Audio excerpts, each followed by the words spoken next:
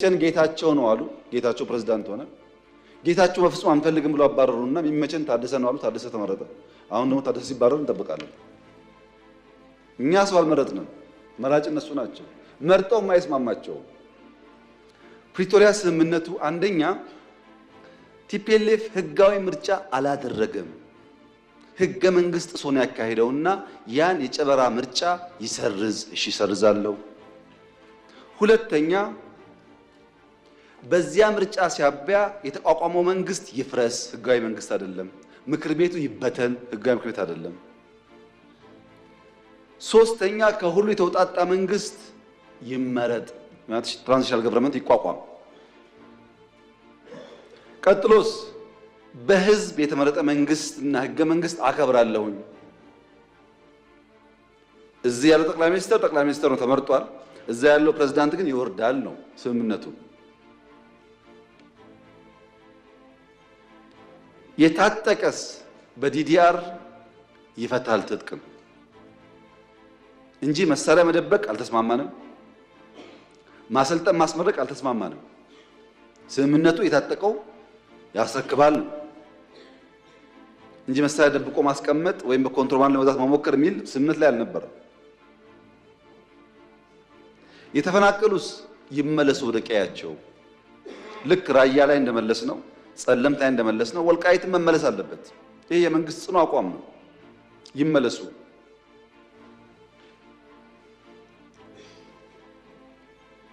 የውጭ ጉዳይ፣ የጸጥታ፣ የመከላከያ ጉዳይስ የፌዴራል ስልጣን ነው። ማን ያለው? የራሱ የህወሓት ህገ መንግስት። እኔ አልጻፍኩም። የነሱ ህገ መንግስት የውጭ ግንኙነት በሚመለከት የፌዴራል መንግስትን ይመለከታል። መከላከያን በሚመለከት፣ ደህንነት በሚመለከት ፌዴራል ይመለከታል ይላል ህገ መንግስቱ። አልቀየርነውም። ታውቃላችሁ። እነሱ ስልጣን ላይ ያሉ የሚሰራ ህገ መንግስት እነሱ ሲወርዱ የማይሰራ መሆን የለበትም። ምን እያደረጉ ነው እነሱ? ከውጭ ጋር ምን እያደረጉ ነው?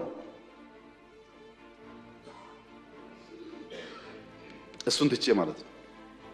የለም የመሬት ጥያቄ አለ፣ ኮንቴስትድ ኤሪያ አለ። በአማራ ይገባኛል የሚባል ቦታ፣ በትግራይ ይገባኛል የሚባል ቦታ አለ። እሱ እንዴት ይፈታ ለሚለው ራሱ ህገ መንግስቱ ምላሽ አለ። እኛ አሁን ያለን አቋም የወልቃይት ጉዳይም ይሁን በጎንደርም ጥያቄ ያለው ሰው ይሁን በአዲስ አበባም ጥያቄ ያለው ሰው ይሁን ኢትዮጵያዊ እስከሆነ ድረስ ተነጋግረን በሰላማዊ መንገድ በህዝበ ውሳኔ መልስ ሊያገኝ ይችላል። ለዚህ መዋጋት አያስፈልገንም። ግጭት አያስፈልገንም። ህዝብ ማስቸገር አያስፈልገንም። የኛ አቋም እሱ ነው። ይሄን የተግባባ ነው። ፕሪቶሪያ ላይ ሰርቪስ እሳ ተቋርጦ ነበር። ታስታውሱ ከሆነ ባንክ አልነበረም ትግራይ፣ መብራት የለም፣ ቴሌ የለም፣ በረራ የለም። ይሄን ደግሞ ፌዴራል መንግስት ይመልስ ነበረ። ስልክም መለስን፣ ባንክም መለስን። አክሱም ኤርፖርት እነሱ አፈራርሰው ሄደው ነበር። ጠግነን በረራ ጀመር፣ መቀሌ ጀመር። ኢንዱስትሪዎች የሚጎላቸውን አሟልተን ብዙዎቹ ስራ አስጀምር። በጣም በርካታ የወደሙ ሀብቶች መልሰን ስራ እንጀምሩ አደረግን። እዚህ ጋር አንድ የሚጋነን ነገር አለ። የትግራይ ውጊያ በሚመለከት ተጋኖ የሚነሳ ነገር አለ። ባይዞ ትግራይ ላይ ያደረግነው ውጊያ ወለጋ ካደረግነው ውጊያ አንጻር ሲታይ በጣም ትንሽ ነው። እንዳይጋነን ማለት ነው። መጀመሪያ ላይ ሰሜን ሲጠጋ 3 ሳምንት ተዋጋን፣ መቀሌ ያዝን። 8 ወር ቆየን። ትግራይ ለቀን ስንወጣ ከራያ እስከ ከሚሴ ሰሜን ሸዋ ድረስ ተዋጋን። የት? አማራ ክልል ውስጥ። ከዛስ ተዋግተን ነው መለስናቸው ወደ ድንበራቸው። ከዛስ ትግራይ ውጊያ አልነበረም። ሶስተኛ ዙር አጠቁን። 2-3 ሳምንት አዲግራት ደረስን። መቀሌ ልንገባ ስንል ተፈረመ ስምምነቱ፣ ጠቅልለው ወጣን። በድምሩ በትግራይ ምድር ውስጥ የነበረው ውጊያ ቢበዛ የ2 ወር ዕድሜ ነው ያለው። አንዳንዴ በሰላም የቆየንባቸው ጊዜም ተደማምሮ ሁል ጊዜ ውጊያ ውስጥ እንዳለን የሚያስቡ ሰዎች አሉ። እንደዛ አይደለም፣ ጥቂት ነው። አማራ ክልል ገብተው እስከወጡበት ጊዜ ያለውን ቢቆጠር ያለ ያክል ይችላል። መንግስት በሚመለከት ስምምነቱ ከሁሉ ፓርቲዎች ይውጣጣ ነው። እኛ ምን አለ አንፈልግም፣ ብልጽግና አይፈልግም። ግድ የለም እናንተ የሚመቻቸው ምረጡ አሉ። የሚመቸን ጌታቸው ነው አሉ። ጌታቸው ፕሬዝዳንት ሆነ። ጌታቸው በፍጹም አንፈልግም ብሎ አባረሩና የሚመቸን ታደሰ ነው አሉ። ታደሰ ተመረጠ።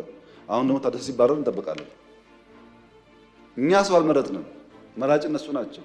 መርጠው የማይስማማቸው ታስታውሳላችሁ። በሐዋሳው ጉባኤ በመጀመሪያው ለውጥ ላይ ችግር ነበር።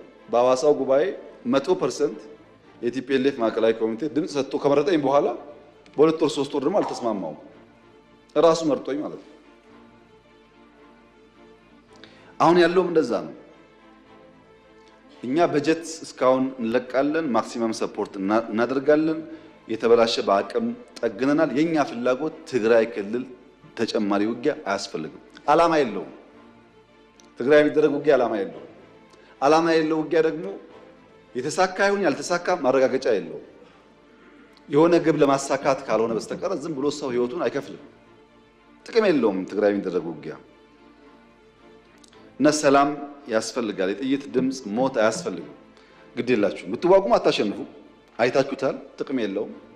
ግን ውጊያ ያስፈልጋል። ተባብረን አገር እናልማ ነው። ለምን ጉልበት ይዞ ያልወጣውን ተራራ ከዘራ ይዞ አይወጣውም ይባላል። በጉልበት ዘመን ያልሆነውን ዛሬ አይሳካም። ቱ ሌት ባይዘው የኢትዮጵያን መንግስት በኃይል ቱ ሌት አይቻልም። አለፈ። ያኔ ተሞከረ፣ አልሆነም፣ አለፈ። ካሁን በኋላ ሰላም ብቻ ነው። እንደ አባይ ሺህ ዓመት ሸለቆ ሲጓዝ ይኖራል እንጂ አንድም ቀን መንግስት በኃይል መጣል አይቻልም።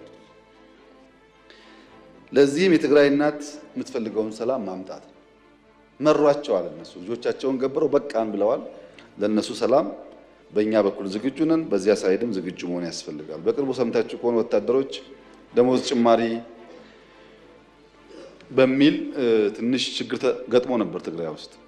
ትግራይ ያሉ የታጠቁ ኃይሎች በዲዲአር በህጋዊ መንገድ ቢወጡ ለራሳቸውም ለቤተሰባቸውም ለሀገርም ይጠቅማል። ወጣቶች ናቸው፣ ጉልበት አላቸው፣ ማቋቋም ይቻላል። እነሱ ዲዲአር ፕሮሰስ ውስጥ እንዳያልፉ አድርጎ በመያዝ በደሞዝ መጨቃጨቅ አስፈላጊ አይደለም። ትግራይ የምንልከው በጀት በሙሉ የሚውለው ለወታደሮች ነው። ይሄ ትግራይን እየጎዳ ነው ያለው። በነገራችን ላይ አሁን ለምሳሌ ጅጅጋ በጣም ከፍተኛ ለውጥ አለ። በኮሪደር አይታችኋል። ከሶማሌ ክልል ገቢ በከፍተኛ ደረጃ የትግራይ ክልል ገቢ ይበልጣል። ባለፈው ዓመት የትግራይ ይበልጣል። ከጅጅጋ ገቢ መቀሌ 6 እጥፍ ይበልጣል ገቢው። ገቢ ተሰብስቦ ከሶማሌ ክልል በላይ ከዚህ ተመድቦ እንዴት መቀሌ ውስጥ 1 ኪሎ ሜትር 2 ኪሎ ሜትር ኮሪደር አይሰራም? ይበልጣል ገቢያቸው። በፋክት ያለው እናንተ ማየት ትችላላችሁ። ወደ ልማት ካልተኬደ ሁልጊዜ ውጊያና ግጭት ጠቃሚ አይደለም።